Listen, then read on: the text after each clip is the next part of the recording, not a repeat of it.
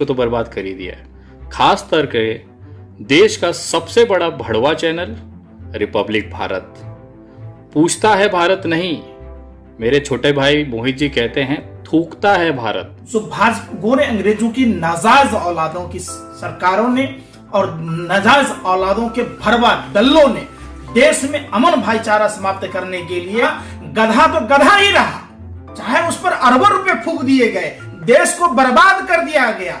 इनको बताना होगा, ये सावरकर की औलादों को, गोरे अंग्रेज की नाजायज औलादों को नरेंद्र मोदी जी कालनेमी राक्षस की तरह भगवा वस्त्र पहनकर तब ये अपने रिश्तेदार, अपने फूफा ट्रंप की गुलामी करने में लगे थे, ट्रंप की बाराती के स्वागत में लगे थे।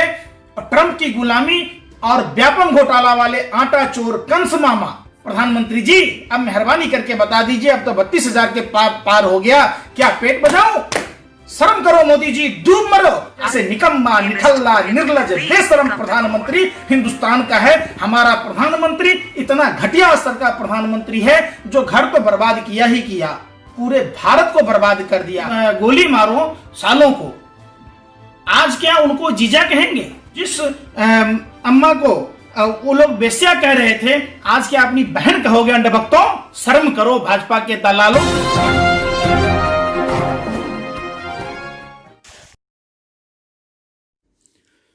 नमस्कार दोस्तों, मैं विनय दुबे मुंबई से फिलहाल लाइव हूँ भारत की राजधानी दिल्ली से।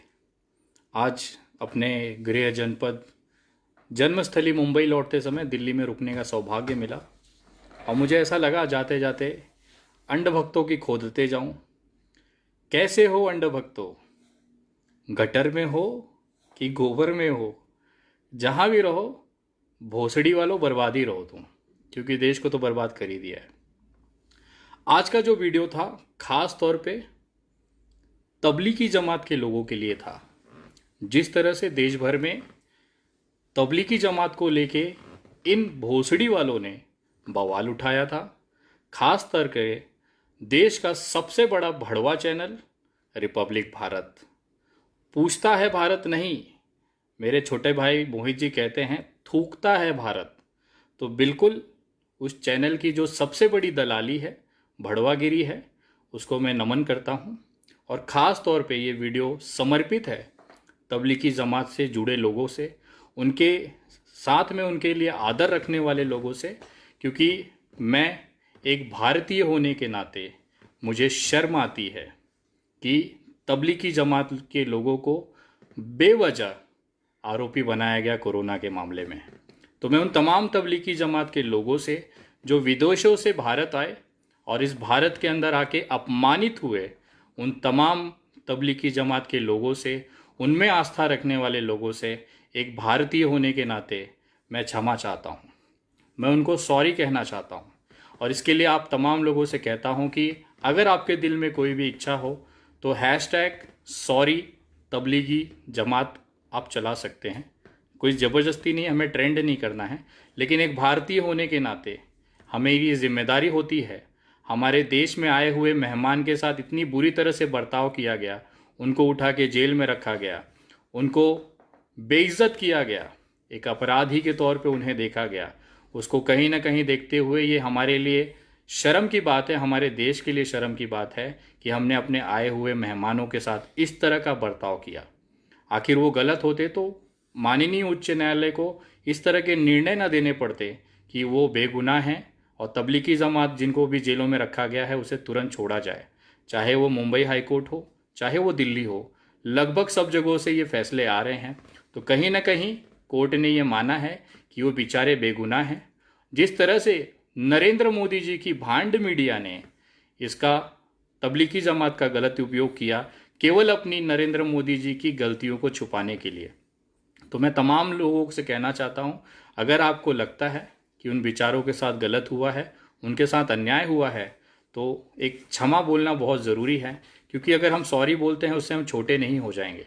हमने अपने मेहमानों के साथ बहुत ही दरिंदगी पूर्वक इन भोसड़ी वालों की वजह से उनको अपमानित होना पड़ा। तो कहीं ना कहीं मैं क्षमा चाहता हूँ उन तबलीगी जमात वालों से। आज दिल्ली में हूँ, मेरे साथ मेरे 2 बड़े भाई हैं।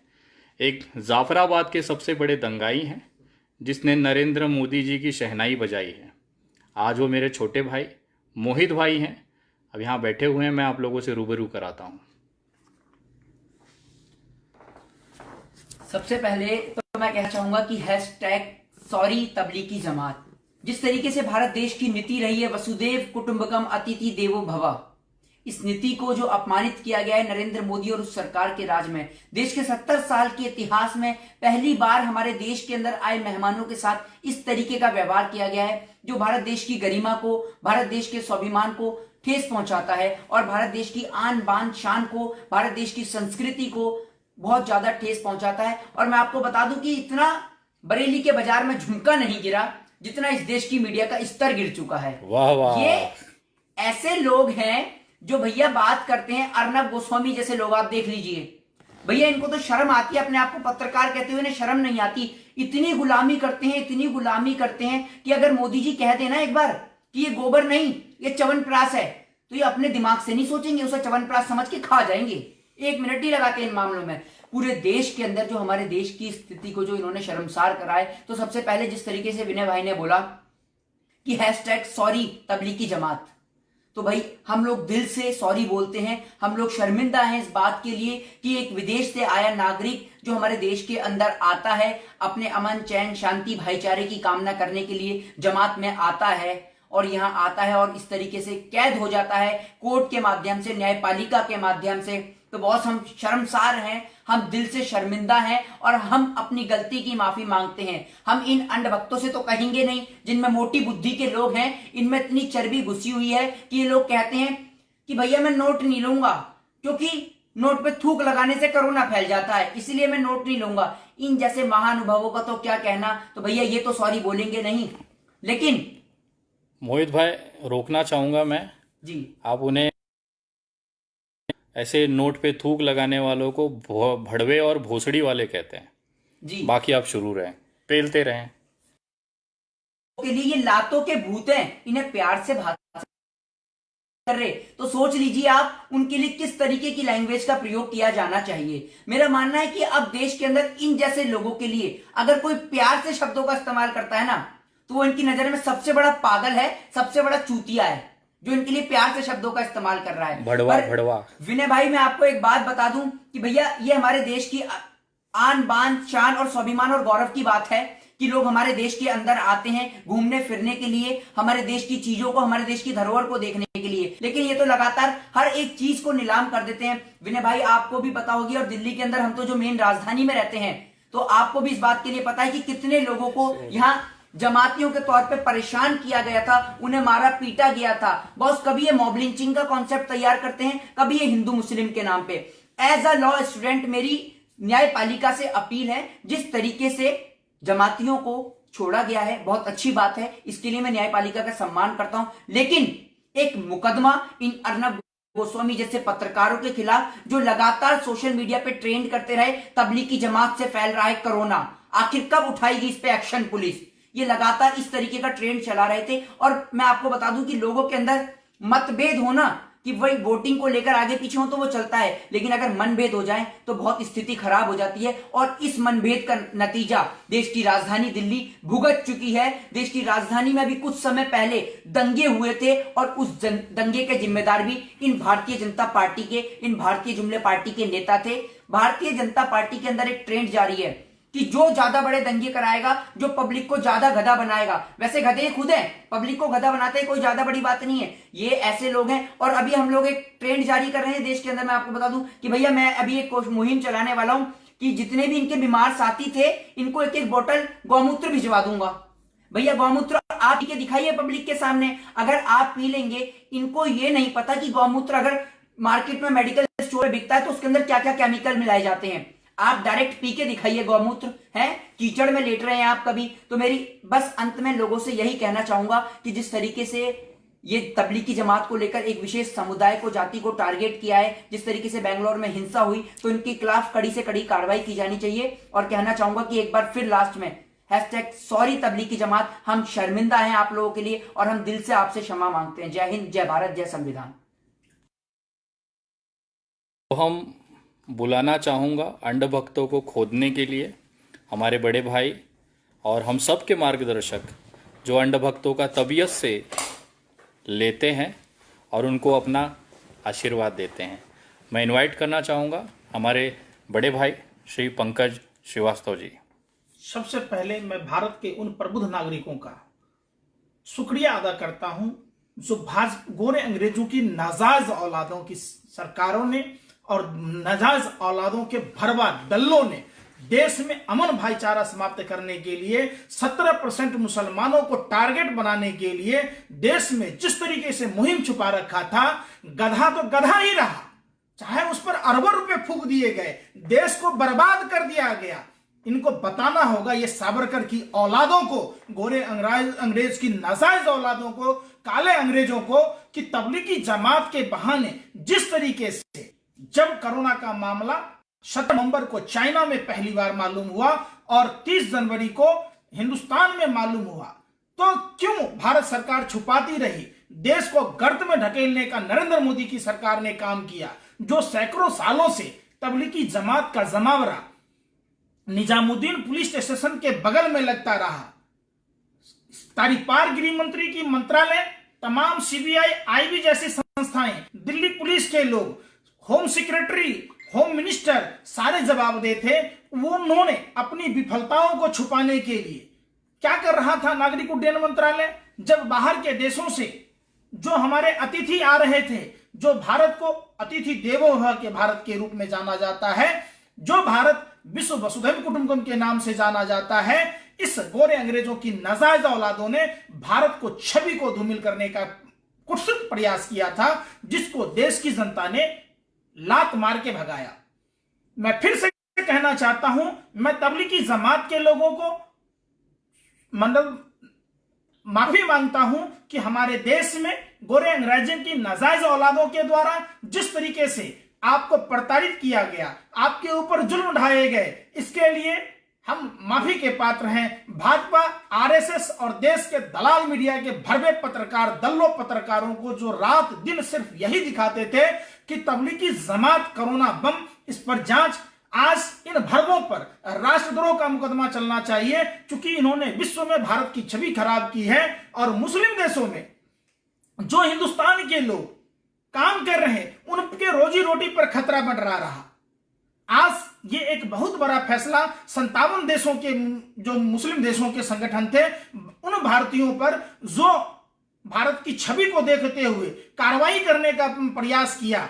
हम उन सब से कहना चाह रहे, ये सब भारतीय मीडिया, भाजपा, आरएसएस के द्वारा प्रायोजित जिस तरीके से, अब देखिए कि किस तरीके से नफरत की बात कर रही थी। करबला की लड़ाई मुसलमानों के बीच में, हिंदू मुसलमानों के बीच में नहीं थी। रामायण और महाभारत हिंदू मुसलमान के बीच नहीं थी, धर्म के शैतानों के बीच में थी। नरेंद्र मोदी जी कालनेमी राक्षस की तरह भगवा वस्त्र पहनकर हिंदू धर्म को बदनाम करने का काम कर रहे।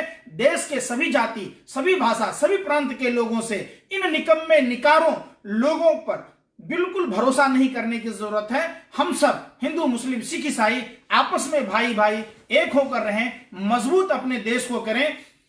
फिर इसी बात के साथ कहते हैं कि जब इनको कोरोना महामारी में इलाज मैक्सिमम अस्पताल बनाने चाहिए, सैनिटाइजर की व्यवस्था करनी चाहिए, तब ये अपने रिश्तेदार, अपने फूफा ट्रंप की गुलामी करने में लगे थे, ट्रंप की बाराती के स्वागत में लगे थे, और ट्रंप की गुलामी और व्यापम घोटाला वाले आटा चोर कंस मामा की सरकार बनाने में लगे थे। ट्रंप की गुलामी 22 विधायकों की नीलामी ने पूरे देश का भट्ठा बिठा दिया। प्रधानमंत्री जी, अब मेहरबानी करके बता दीजिए, अब तो 32,000 के पार हो गया, क्या पेट बचाओ?